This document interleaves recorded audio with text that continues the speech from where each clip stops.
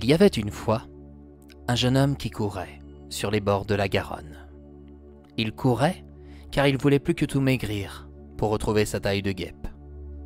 Il faut dire que depuis quelques mois, il s'était bien laissé aller. Il n'avait fait aucunement attention à son alimentation. Quand il eut fini son footing, il retourna dans son appartement à Bordeaux. Il vivait avec Clara. Cela faisait plusieurs années qu'ils étaient ensemble. Clara espérait construire une famille avec lui, mais lui, il avait d'autres ambitions. Il souhaitait devenir chanteur et savait très bien tous les sacrifices qu'il devra effectuer pour arriver au bout de ses rêves. En rentrant dans son appartement, il fila dans une pièce qu'il avait insonorisée pour ne pas déranger ses voisins. Il commença à chanter tout en regardant son idole. Il connaissait toutes les paroles de ses chansons et inconsciemment, Jérôme n'était plus lui-même. Il était cet artiste qu'il considérait comme un dieu. Soudain, une fée arriva dans cette chambre où il se retrouvait seul. Elle l'écouta interpréter son morceau et se dit à elle-même : « Mon pauvre Jérôme, comment pourrais-je te démontrer que tu fais fausse route ? Tu as tellement de talent. Mais à cause de cet artiste dont tu bois toutes ses paroles, tu es en train de perdre ton temps. D'accord, c'est ton idole.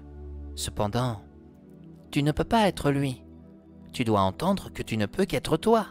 Et puis, tu es tellement mieux que lui, franchement. Comment vais-je pouvoir te le faire comprendre ? » Avec sa baguette magique, la fée se mit à réfléchir. Soudain, une idée pénétra son esprit. Elle était peut-être tirée par les cheveux, mais elle valait quand même le coup d'être essayée. Le soir venu, Jérôme se coucha. Il reçut un message de Clara lui disant de ne pas l'attendre. Celle-ci travaillait dans un restaurant non loin de la place des Grands Hommes, à Bordeaux. Avant de s'endormir, il prit un livre dans ses mains et commença sa lecture. Puis, il se laissa approcher par Morphée. Il venait à peine de fermer les yeux que la fée revint près de lui et invoqua son esprit pour rejoindre celui d'une grenouille dans un autre monde au nom de Britannia. Sous les traits de cette grenouille, Jérôme se promena dans une campagne qu'il ne connaissait pas et qu'il trouvait magnifique. Il n'avait pas conscience qu'il visitait les terres de Britannia, qu'il n'était plus en France, le temps d'un rêve, tout simplement. En continuant sa balade, il croisa le chemin d'un bœuf. Ne cherchant pas à comprendre ce qu'il ressentait, il songea. « Quel bel animal ! Oh, quelle taille ! Et quelle allure ! Oh, je me dois de lui ressembler afin de l'impressionner, lui aussi. » C'est alors qu'il croissa pour attirer l'attention du bœuf. Celui-ci commença à boire de l'eau fraîche. Jérôme s'installa sur un nénuphar. Comme il était une grenouille, il se mit à gonfler et à enfler pour inciter le bœuf à le percevoir. Il agissait de la même manière qu'en passant une audition devant un jury, dénichant de bons chanteurs. Au bout d'un moment, le bœuf regarda la grenouille et déclara : « Mais que fais-tu, petite grenouille ? » ?»« Petite ? Moi ? Haha ! Mais je ne suis pas petite. Je cherche à être aussi grosse que toi. Ne le suis-je pas assez ?» Le bovin lui rétorqua : « Non, et à vrai dire, tu es loin d'avoir ma taille. Ah, je finirai par être comme toi. Et comment ? Bah, regarde. » Jérôme n'arrivait pas à contrôler son rêve. La grenouille continua de grossir, de grandir et de s'élargir tant et si bien qu'à la fin, elle explosa comme un ballon. Lorsqu'elle éclata, Jérôme se réveilla brusquement. Il était en sueur. Clara venait juste de se coucher à ses côtés. « Eh bien, j'ignore quel était ton rêve, mais il t'a fait transpirer, ma grenouille. Oh, j'ai bien cru que j'allais y passer, lâcha-t-il. C'était un cauchemar ? Oh, si je te disais de quoi j'étais en train de rêver, tu te moquerais de moi.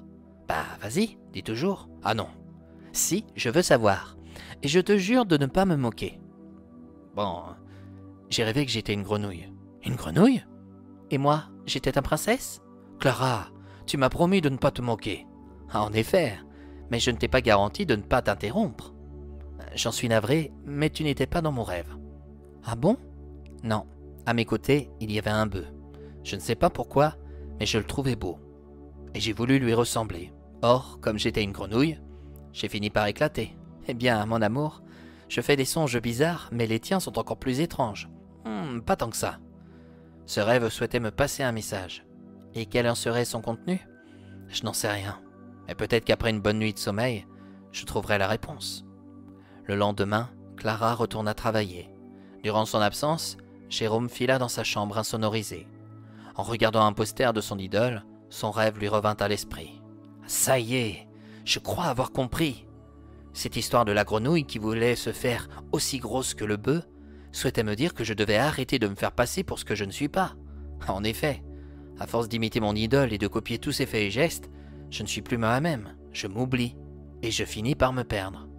Et c'est sûrement pour ça que je ne remporte aucune audition. Car ce n'est pas moi que l'on voit, mais lui. Je me dois plutôt de ne pas être lui. » En s'exprimant à voix haute, la fée qui était revenue à ses côtés sans qu'il ne le sache se mit à sourire. Elle était contente. Elle lui avait ouvert les yeux. Et c'est ainsi que mon récit se termine. Vous comprendrez par cette histoire que le plus important pour réussir dans la vie, c'est d'être vous-même et non d'essayer de ressembler à qui que ce soit. Quelques années plus tard, Jérôme était heureux avec Clara. Il continuait de chanter avant tout pour son plaisir personnel. Il était devenu un homme riche et comblé d'amour, car grâce à Clara, il fut papa d'une petite fille qui, à son tour, aimait qu'on lui raconte de jolies histoires.